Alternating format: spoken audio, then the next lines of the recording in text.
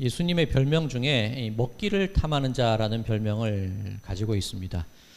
오늘 본문 말씀을 보니 예수님께서 안식일에 바리새인의 지도자의 집에서 음식을 잡수셨다, 떡을 잡수셨다, 그렇게 되어 있습니다.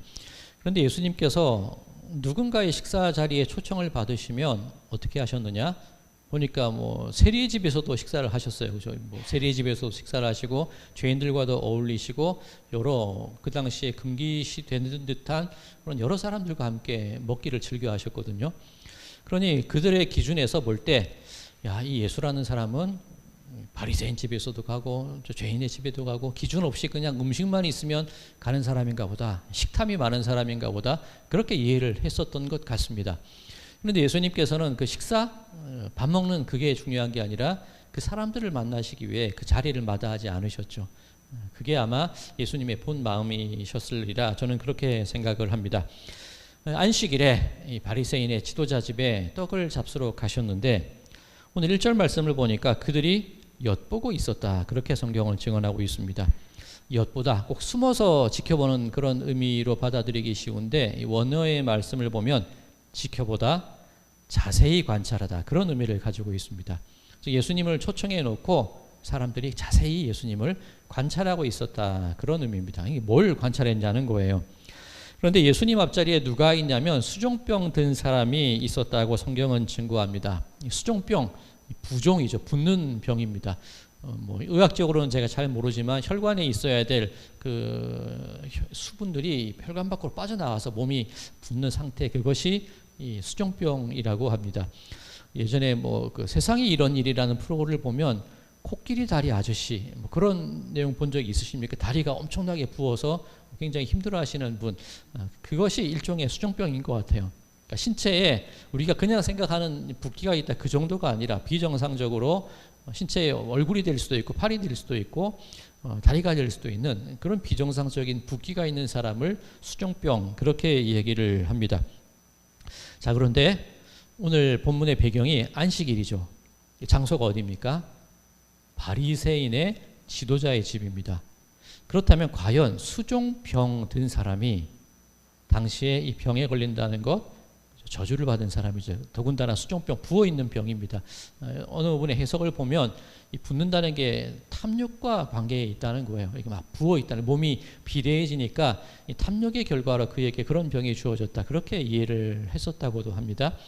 그렇다면 죄를 가진 사람이 보기에도 조금 불편하고 탐욕의 결과로 그런 징벌을 받았다고 여겨지는 사람이 안식일에, 그것도 바리새인의, 그것도 지도자의 집에 초청받아서 앉아 있을 수 있는 확률이 얼마나 될까요?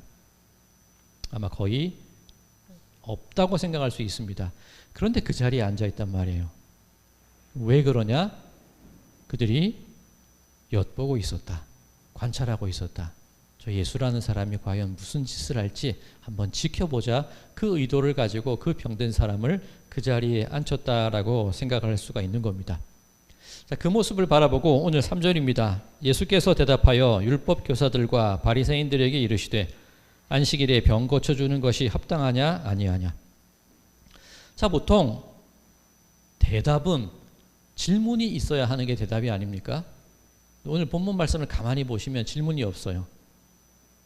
생략이 되었는지는 모르겠지만 본문상 질문은 없는데 예수님께서 대답을 먼저 하세요.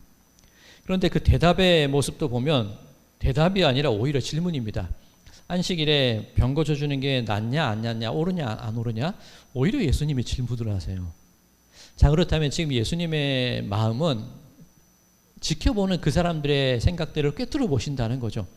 굳이 그들이 밝히지 않고 저들의 의도를 드러내지 않아도 저 사람들이 내가 어떻게 하나 보려고 그런 마음을 품고 있구나 아시고 먼저 대답을 해 주신 거죠. 그 대답이 질문의 형식을 띠고 있는다는 겁니다. 안식일에 아들이나 소가 빠졌을 때 구해내지 않겠냐?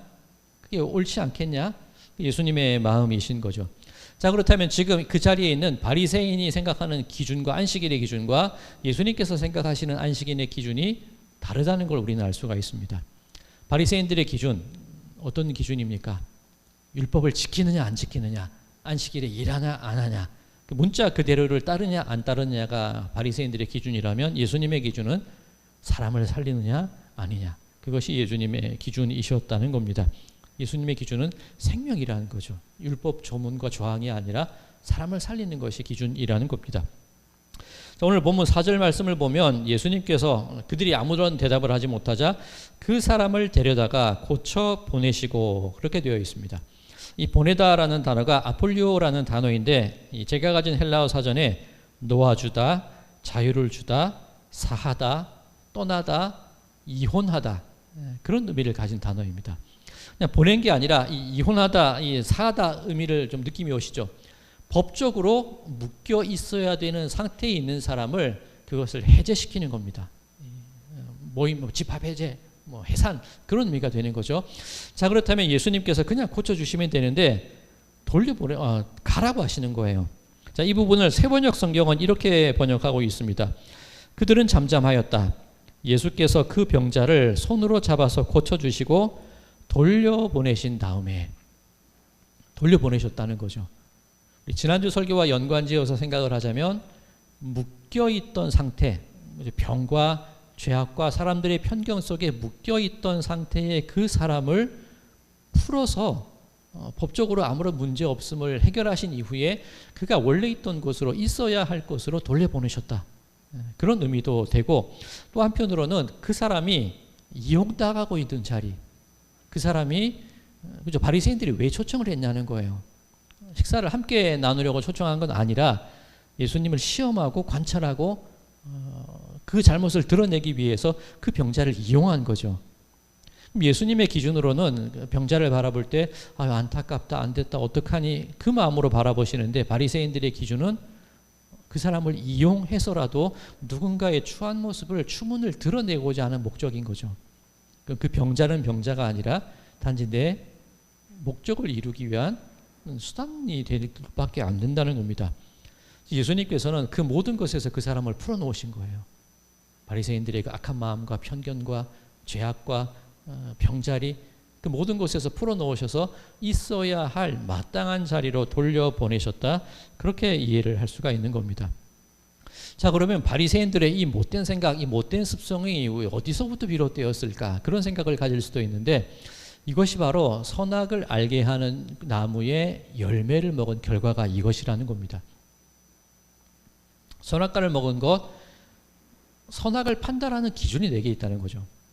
하나님께 있어야 할 기준이 내가 가진 겁니다. 내가 옳고 그름을 판단한다는 의미입니다. 다른 의미로 어떤 의미가 있냐면 지금 이 바리새인과 약한 사람들의 생각이 뭐냐면 저 사람들도 나처럼 생각할 거야. 그러니 내가 생각하는 방법과 이 행동들이 옳다고 스스로 생각을 하는 거죠. 남들도 나와 똑같은 기준을 가지고 있을 거야. 그 생각을 하는 겁니다. 자, 예를 들어서 만약에 우리가 누군가에 대해서 흉을 본다고 한번 가정을 해보겠습니다. 그럼 그 자리에서 흉을 볼 수 있는 조건이 뭐가 있을까요? 만약에 이 을이라는 사람이 있을 때 몇 사람이 함께 모여서 그 을에 대해서 흉을 봐야 돼요. 그럼 흉을 볼 때 가장 기본적인 조건이 뭐냐면 나와 함께 흉보는 그 사람들의 생각도 똑같아야 돼요. 저 사람 좀 이상하지 않아? 흉볼 거리가 적어도 나와 같은 마음을 가지고 있다고 생각이 될 때 흉을 보게 되지 누군가 한 사람이라도 그 을이라는 사람 편이 함께 있으면 함부로 흉을 보지 못하지 않습니까? 흉을 볼 수 있다는 생각은 너도 내 생각과 같이 그 마음을 가지고 있는 거예요. 우리들의 마음이 그렇지 않습니까? 배가 산으로 가는 이유가 뭡니까? 사공이 많아서 배가 산으로 갑니다. 그럼 사공이 왜 많은 거예요? 다 지가 옳은 거죠. 지 생각과 지 방법과 지 해결책이 옳으니까 배가 산으로 가는 거예요. 그게 뭐냐면 선악을 알게 하는 나무 열매를 먹은 거예요. 기준이 나에게 있는 겁니다. 내 생각과 내 판단과 내 행동이 옳다는 거죠. 그러니 거리낌 없이 그 행동을 하고 있는 겁니다. 나만 이 생각하고 있는 거 아니지? 동의를 구하는 거죠. 그런데 그 동의를 억지로 구하는 겁니다. 운전을 하다 보면 나만 옳고 남들은 다 못됐죠. 나보다 빨리 가는 사람은 미친놈이고 나보다 천천히 가는 사람은 운전을 못하는 사람이에요. 기준이 나한테 있기 때문이에요. 나만 옳은 겁니다. 지금 바리새인들이 그런 겁니다. 그들의 바리새인들의 기준에는 병자를 데리고 와서 그를 볼모로 핑계로 누군가의 잘못을 들추어내더라도 옳으니까 서슴없이 그 일을 하는 거예요. 내 생각과 판단이 옳으니까. 근데 예수님의 생각은 구해내야 돼요. 살려야 돼요. 원래 있던 자리로 돌려보내야 돼요. 그 기준이 다르다는 겁니다. 자, 이제 예수님께서 그 병 고침 받은 사람을 돌려보내십니다. 그럼 그 자리에 누구만 남아 있느냐면 바리새인과 그들과 똑같은 흉보는 사람들의 기준을 가진 사람들만 이제 남아 있는 거죠. 이제 그 사람들과 예수님의 대화를 시작하십니다. 원래 있어야 될 사람은 돌려보낸 이후에 잘못된 기준을 가진 사람들과 대화를 하시는 겁니다. 자, 그 말은 예수님이 가진 기준이 어떤 기준인지를 알려주시려는 목적이 들어있는 거겠지요. 자, 이제 7절입니다. 청함을 받은 사람들이 높은 자리 택함을 보시고 그들에게 비유로 말씀하여 이르시되. 자, 일단 병고침의 사건은 일단 끝이 났고 두 번째 사건이 일어납니다. 청함을 받은 사람들이 높은 자리 택함을 보시고 그 자리가 바리새인의 지도자의 집입니다. 그리고 높은 자리를 택한다는 걸 보니까 아마 이 자리의 높낮음이 구분되는 자리입니다. 그렇다면 적어도 지도자급의 사람들이 그 초청 대상이었다는 걸 알 수 있겠죠. 쟁쟁한 사람들, 권력 있는 사람들, 힘 있는 사람들, 그 사람들이 거기에 앉아 있는 겁니다. 그때 예수님께서 하신 말씀이 높은 자리에 앉지 마라, 낮은 자리에 앉아라. 만약 높은 자리에 앉았을 때 주인이 와서 내려가라 그러면 얼마나 부끄럽겠니? 처음부터 낮은 자리에 앉아. 그러면 높아질 일만 남았으니까 좋지 않겠어?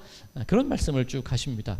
우리는 이 말씀을 이해할 때 이 겸손하라는 의미로 이 말씀을 이해합니다. 그렇죠? 나중에 내가 높아지지 말고 낮은 자리에 앉아야지 나중에 점점 높아질 수 있겠지? 그런 계산을 하게 되는데 그건 겸손이 아니라 약삭 빠른 거죠. 그러면 오늘 이 말씀, 예수님께서 이 말씀을 하신 이유가 어디에 있느냐는 거예요. 자리의 높고 낮음을 통해서 겸손하자, 낮아지자, 그 말씀을 하시려는 걸까?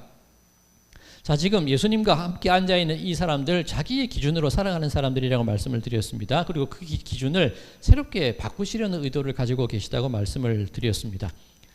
그렇게 예를 든 게 8절인데, 내가 누구에게나 혼인잔치에 청함을 받았을 때에, 지금 이 자리는 안식일 식사입니다.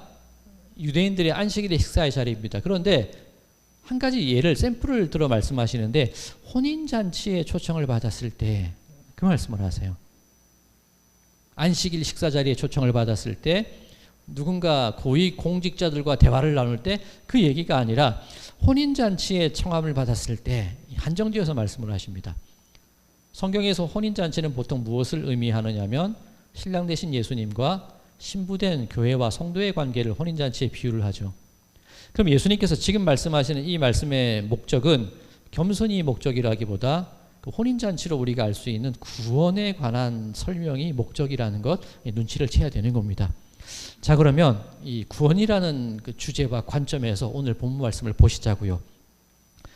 마태복음에 팔복에 관한 이야기가 있습니다. 그런데 이 누가복음에도, 오늘 우리가 본문이 누가복음이니까 이 누가복음의 관점에서 한번 보시자고요. 누가복음에도 그 팔복의 이야기와 같은 구조를 설명하는 부분이 있는데 누가복음 6장입니다. 제가 읽겠습니다. 누가복음 6장 20절과 21절. 예수께서 눈을 들어 제자들을 보시고 이르시되 너희 가난한 자는 복이 있나니 하나님의 나라가 너희 것이미요. 지금 줄인 자는 복이 있나니 너희가 배부름을 얻을 것이미요. 지금 우는 자는 복이 있나니 너희가 웃을 것이미요. 자, 가난한 자에 대한 말씀인데 누가복음에 나와 있는 가난한 자의 특징이 무엇인 것 같으십니까? 지금 줄인 자, 지금 우는 자. 주보에도 제가 실어드렸습니다. 보시면 되고요. 현재 진행형이죠. 내가 가난하고 아프고 형편이 어렵고 눈물이 나는데 그게 언제냐면 지금 나에게 그 일이 일어나고 있다는 겁니다. 그 사람들과 대비되는 사람들은 어떤 사람들이냐? 누가복음 6장 24절 25절. 그러나 화 있을진저 너희 부요한 자여 너희는 너희의 위로를 이미 받았도다. 화 있을진저 너희 지금 배부른 자여 너희는 주리리로다. 화 있을진저 너희 지금 웃는 자여 너희가 애통하며 울리로다. 진행형이죠. 자, 이 구조를 오늘 본문 말씀에 한번 적용해 보겠습니다. 지금 안식일 자리에 앉아 있으되 높은 자리에 앉아 있는 사람들의 상태는 어떨까요? 지금 권력이 있는 사람, 지금 힘이 있는 사람, 지금 먹고 살 만한 사람, 지금 자기의 기준으로 세상을 바라보고 병자와 약한 이들과 죄인들을 자기 마음대로 쥐락펴락하고 있는 그 사람들이 지금 그 안식일 식사 자리에 앉아 있는 겁니다. 자, 그러면 높게 앉아 있는 사람들은 지금 배부른 자들이에요. 지금 권력이 있는 자들이에요. 지금 떵떵거리고 사는 사람들입니다. 그러면 가장 낮은 자리, 말석, 우리 옛날 성경의 말석이라고 되어 있고, 가장 낮은 자리에 앉아 있는 사람의 상태는 어떤 상태일까요? 지금 상태는 적어도 그 무리에서 지금 배부르거나 드러내거나 웃거나 권력이 있는 사람들의 그 그룹에 속하지 못하고 제일 좀 부족한 사람들이 제일 낮은 자리에 앉을 수 있을 겁니다. 오늘 본문 10절입니다. 청함을 받았을 때에 차라리 가서 끝자리에 앉으라. 그리하면 너를 청한 자가 와서 너더러 버시어 올라 앉으라 하리니. 자, 너를 청한 자, 지금 혼인잔치입니다. 혼인잔치에 그 누군가를 초청했을 때 초청자가 누굴까요? 혼주죠, 혼주. 신랑 되신 예수님 혹은 아버지 하나님이 혼주십니다. 그러면 혼주가 하나님이 예수님이 이리로 올라와 앉아라고 부르시는 사람이 어떤 사람이냐는 거예요. 내 힘과 내 능력으로는, 내 수준으로는 도저히 윗자리로 올라갈 수 없는 상태인데 하나님께서, 예수님께서 이리 올라와도 돼 라고 허락하는 사람들이 제일 말석에 앉아있는 사람들이라는 겁니다. 자, 이 구조가 구원 아닙니까? 은혜 아닙니까? 내 힘으로서는 할 수 없으되, 나로는 자격이 없으되, 앉을 수 없으되 와서 앉아도 돼? 와서 내 잔치에 참여를 해?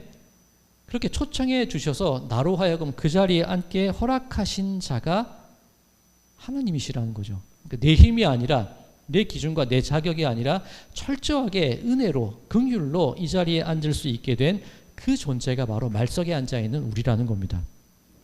자, 그렇다면 무릇 자기를 높이는 자는 낮아지고 자기를 낮추는 자는 높아지리라. 이 겸손이라는 것을 주제로 볼 수도 있는 말씀이기도 합니다만, 오늘 이 누가복음의 구조에서 볼 때 내 힘으로는 도저히 그 윗자리에 올라갈 수 없는 사람들에게 은혜를 베푸시고 용서하시고 자격을 부어주셔서 앉을 수 없지만 앉을 수 있게 이끌어주시는 그 은혜를 기억하자는 것이 오늘 본문 말씀의 주제여야 한다는 거죠. 자, 이런 시각으로 바라볼 때 이어지는 구절이 이해가 됩니다. 12절, 또 자기를 청한 자에게 이르시되 내가 점심이나 저녁이나 베풀거든 벗이나 형제나 친척이나 부한 이웃을 청하지 말라. 두렵건대 그 사람들이 너를 도로 청하여 내게 갚음이 될까 하노라. 아니, 식사 한번 초청하면 초청받은 사람이 또 초청할 수 있는 거 아닙니까? 초청하지 말라는 말씀일까요? 이 말씀의 이 주제가 무엇이냐면, 하나님의 은혜로 초청을 받은 사람들은 그 은혜에 감사할 수밖에 없어요. 근데 지금 바리새인의 상태는 어쩌죠? 지금 배부르고 지금 권세 있고 지금 능력 있기 때문에 초청 받았어? 그래, 좋아. 다음에 나도 초청할 수 있어. 나도 당신 내 기쁨의 잔치에 불러드릴 수 있어. 그 마음을 가진 사람이에요. 이게 뭐냐면 나 초청받았어? 그래, 지금 초대받고 가는데 나도 그 정도는, 그 능력은, 그 힘 정도는 가지고 있어. 그 사람이에요. 자, 13절 14절을 볼까요? 오늘 본문입니다. 잔치를 베풀려거든 차라리 가난한 사람들과 몸 불편한 자들과 저는 자들과 맹인들을 청하라. 그리하면 그들이 갚을 것이 없으므로 내게 복이 되리니 이는 의인들의 부활 시에 내가 갚음을 받겠음이라 하시더라. 초청받은 사람들의 특징이 뭐냐면 무엇으로도 갚을 길이 없는 사람들이에요. 그저 감사함으로, 초청받으면 감사합니다, 그 마음으로 그 자리에 갈 수밖에 없는 사람들의 특징이 이 사람들이에요. 내가 받았으니까 돌려줘야지, 그 받은 은혜쯤 나도 갚을 수 있어, 그 마음조차 품지 못하고 그저 고맙습니다, 감사합니다, 은혜입니다, 그 마음으로 살아갈 수 있는 사람들의 특징들이 이 13절에 나와 있는 사람들의 모습이라는 거예요. 자, 우리 이 복음성가 중에 그런 복음성가가 있습니다. 한량없는 은혜, 갚을 길 없는 은혜, 내 삶을 애워싸는 하나님의 은혜. 오늘 설교의 제목이 바로 그 복음성가에서 가져온 거예요. 잔치에 초청을 받은 사람들의 마음의 상태가 그런 마음으로 살아가야 된다는 거예요. 근데 지금 바리새인들의 마음은 어떻습니까? 지금 배부른 자들, 지금 웃는 자들, 나도 초청할 능력이 있는 자들. 오늘 설교 이후에 부를 찬송 내용이기도 한데, 주님의 은혜를 왜 아니 받고 못 들은 채 하려나. 이 바리새인의 모습이죠. 못 들은 채 하는 거예요. 나 정도도 할 수 있는 일, 하나님의 그 은혜를 내 급으로 내려버리는 사람들이 그 사람들이라는 겁니다. 자, 이렇게 이해를 할 때에 그 이후에 이어지는 잔치의 비유가 또 이해가 됩니다. 자, 15절 이후에 보면 큰 잔치를 베푼 한 비유가 나옵니다. 자, 17절입니다. 잔치할 시각에 그 청하였던 자들에게 종을 보내어 이르되 오소서 모든 것이 준비되었나이다 하매. 이 말씀을 잘 보셔야 돼요. 이 주인이 잔치를 베풀었습니다. 사람을 초청하는데 17절에 보면 그 청하였던 자들에게 종을 보내어 오소서. 그러면 잔치 자리에 올 사람들이 이미 정해졌다는 얘기입니까? 안 정해졌다는 얘기입니까? 청하였던 자들이란 얘기는 이미 그 잔치 초청 리스트가 작성이 되었다는 거죠. 그러면 오늘 바리새인들의 식사 자리를 비유를 들면 앉을 자리가 다 정해진 사람들이라는 겁니다. 그죠? 이 급이 있는 사람들, 앉을 위치가 정해 있는 사람들 다 준비해 놓고 이제 오십시오라고 다시 전가를 보냅니다. 그런데 그 사람들이 어떤 반응을 보이냐면 18점 다 일치하게 사양하여. 초청 리스트에 이름이 올라가 있는 사람들이 다 똑같이 안 온다는 거예요. 그 안 오는 이유가 뭐냐면 첫 번째, 밭을 사서 안 온다는 겁니다. 자, 이게 잘 보셔야 되는 게, 이해가 안 가는 게, 내가 지금 계약을 맺어야 되니까 밭을 보러 가야 돼서 중요한 계약이 성사되는 과정이라서 못 옵니다. 그러면 이해하려면 할 수도 있을 것 같은데 이미 밭은 샀어요. 샀는데 밭을 돌아보러 가는 거죠. 어떤 상태입니까? 지금 배부른 상태예요. 지금 웃는 상태예요. 굳이 지금 안 가도 될 텐데 든든한 거죠. 그러니까 한번 나가보는 겁니다. 잔치와 내가 산 밭을 비교해 볼 때 내 밭이 더 중요해요. 이 흐뭇함이 중요해요. 그 약속이 중요한 게 아니라 흐뭇함이 중요해요. 자, 두 번째 거절하는 사람이 어떤 사람입니까? 소를 샀는데 시험하러 가야 된대요. 이 당시 소, 뭐 지금도 굉장히 비싼 값입니다만 우리 상식적으로 생각을 해보시자고요. 소를 살 때 덮어놓고 사서 시험을 하십니까? 아니면 일단 다 따져보고 사십니까? 소를 사야 되는데 따져보고 사야 되지 않습니까? 이미 그 일할 수 있는 능력과 건강함이라든가 그 품종이라든가 등급을 이미 확인해 놓고 사야 되죠. 그러면 소를 샀는데 시험해봐야 된다는 얘기는 이미 시험은 다 끝난 상태고 뿌듯한 상태에서 한 번 더 시운전 또 하는 거예요. 차 샀어. 기분 좋아. 드라이브 한번 나가볼까? 그런 상태인 겁니다. 그죠? 굳이 지금 안 해도 되는데 지금 배부른 거예요. 지금 웃는 거예요. 지금 흐뭇한 거예요. 자, 그 다음 상태가 뭐냐면 장가 가서 안 온대요. 자, 이 부분은 좀 다툴 여지는 있습니다. 율법에 보면 장가 가서 신혼부부가 된 사람들에게는 그 징집, 그 군사 징집에서 제외가 돼요. 그렇게 이해할 수도 있습니다만 지금 결혼식 하는 것도 아니고 지금 결혼잔치가 벌어진 것도 아닌데 뭐냐면 행복하다는 거예요. 이 부부의 이 즐거움, 지금 웃고 지금 즐거운 자리에서 나가기 싫다는 거예요. 그럼 초청을 받은 사람들의 리스트를 가만히 보면 어떤 절실함이 있기보다는 그죠? 이 누가복음 비유처럼 지금 웃고 지금 배부르고 지금 즐겁고 굳이 안 해도 되는데 내가 가진 것들을 한번 여유 있게 확인해 보는 자리의 사람들이 그 잔치 자리에 안 간다는 거예요. 그러면 누구를 초청을 하느냐? 주인이 21절입니다. 종이 돌아와 주인에게 그대로 고하니 이에 집주인이 노하여 그 종에게 이르되 빨리 시내의 거리와 골목으로 나가서 가난한 자들과 몸 불편한 자들과 맹인들과 저는 자들을 데리고 오라 하니라. 이 사람들의 특징이 뭡니까? 초청 안 받으면 올 수 없는 사람이에요. 지금 배고픈 사람이에요. 지금 우는 사람들이에요. 베풀어지는 은혜가 없다면 도저히 그 잔치자리라고는 올 수 없는 사람들이 이 사람들입니다. 그래도 자리가 안 채워집니다. 그 후에 23절 주인이 종에게 이르되 길과 산 울타리로 가서 나가서 사람을 강권하여 데려다가 내 집을 채우라. 자, 우리는 이 부분을 보통 전도의 구호를 쓰거나 교회가 부흥되어야 될 이유를 목적으로 할 때 앞에 써붙이는 구절이 이거예요. 사람을 강권하여 내 집을 채우라. 그런 의미일까요? 오늘 본문의 구조를 보면 내 집을 채우는 게 중요합니까? 아니면 초청받을 수 없는, 갚을 길 없는 은혜를 가진 사람들을 그 대상을 선정하는 게 중요한 겁니까? 대상 선정이 중요한 겁니다. 자, 21절 보시면 이 초청하는 이 대상을 한번 처음 볼게요. 처음 초청할 때 빨리 시내의 거리와 골목으로 나가서, 일단 시내입니다. 그 다음 초청되는 23절 길과 산 울타리로 가서, 대상이 점점 넓어지죠. 시내 가까운 곳, 그곳이 초청 대상이었다가 그곳에 어떤 힘든 사람들 대상이었다가 이제 넓어져요. 길로 넓어져요. 어떤 시외입니다. 산 울타리입니다. 저 멀리 있는 사람에게까지 가서 그들을 찾아서 데리고 오라는 거예요. 그러니까 내 집을 채우는 게 목적이 아니라 누구를 채우냐는 거예요. 이 누가복음입니다. 누가복음의 큰 구조, 사도행전과 누가복음의 구조는 같습니다. 오늘 이 본문을 어떻게 이해할 수 있냐면 하나님께서 유대인들을 택하셨어요. 율법을 주셨어요. 어떤 의미입니까? 그들에게 일종의 샘플을 주신 거죠. 율법을 통해서 저들이 하나님과의 관계를 맺을 수 있는 기회를 주는 겁니다. 이미 초청된 초청 리스트를 먼저 작성해 주신 겁니다. 유대인들의 삶 속에 어떤 문제점이 드러나냐면 자기들의 기준을 가지기 시작하는 거예요.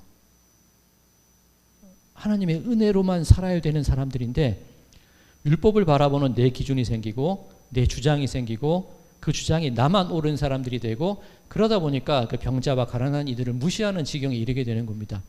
그럼 주인의 판단은 뭡니까?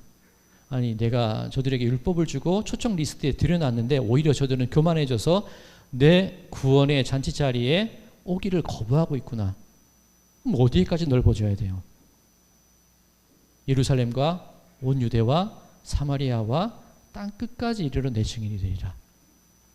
이방인들에게, 기대하지도 않았던 사람들에게 그 구원의 문이 점점점 넓어져 나가는 그 과정을 보여주는 것이 바로 오늘의 본문의 말씀이라는 거죠.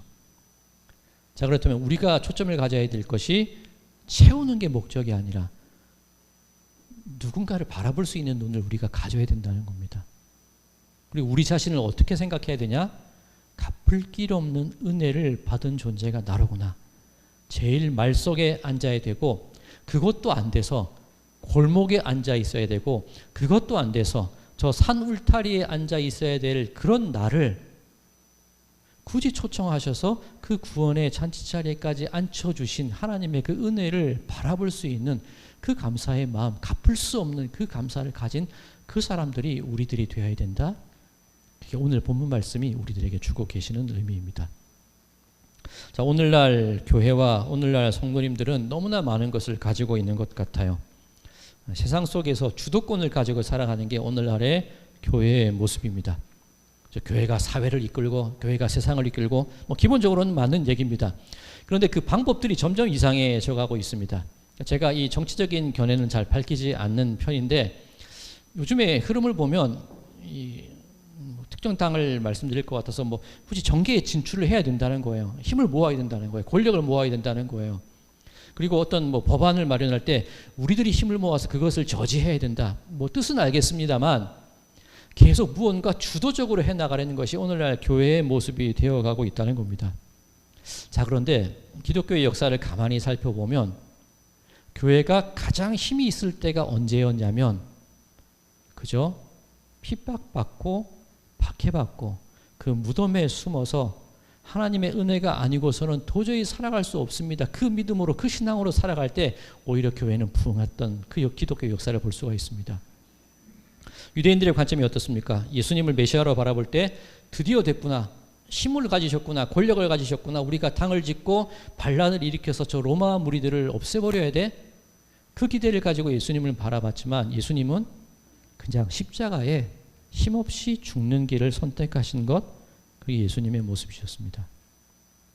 즉 교회가, 성도가 세상 가운데에서 가장 큰 힘을 발휘할 수 있을 때가 언제냐면 우리의 뜻을 모아서 관철을 시키자는 그 주장을 할 때가 아니라 그저 은혜가 아니고서는 살아갈 수밖에 없는 말 속에도 앉지 못하는 존재들입니다. 그저 하나님께서 우리를 건져 주십시오.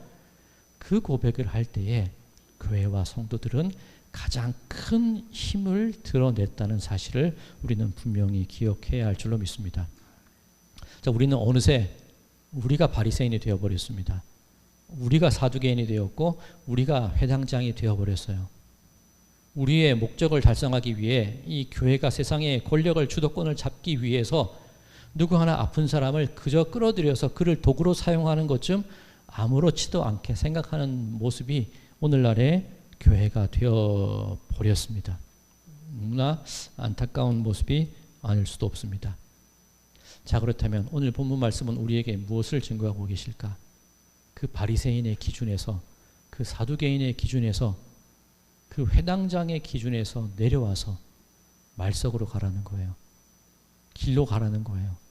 저 산 울타리로 가서 그저 하늘만 바라보고 그 은혜를 간구하며 그렇게 살아가는 그 마음을 다시금 되찾자는 거예요.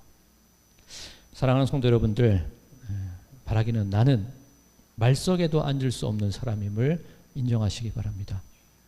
하나님의 은혜가 임하심으로 십자가의 길을 걸어가야만 나로부터 하나님의 능력이 나오게 된다는 것 다시 한번 믿으시기 바랍니다.